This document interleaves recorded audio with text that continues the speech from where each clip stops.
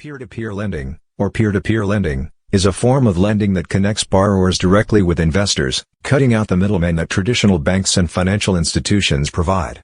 In peer-to-peer lending, borrowers apply for loans on a platform that matches them with potential investors who are looking to earn interest on their money.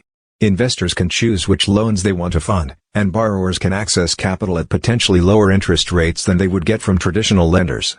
Peer-to-peer lending has become increasingly popular in recent years, with platforms like LendingClub, Prosper, and Upstart leading the way.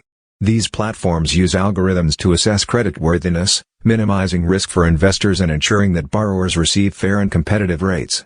For investors, peer-to-peer lending can be a way to earn higher returns than they would get from traditional savings accounts or bonds, while still diversifying their portfolio. For borrowers, peer-to-peer lending can provide access to capital that might otherwise be difficult to obtain, especially for those with less than perfect credit. Overall, peer-to-peer lending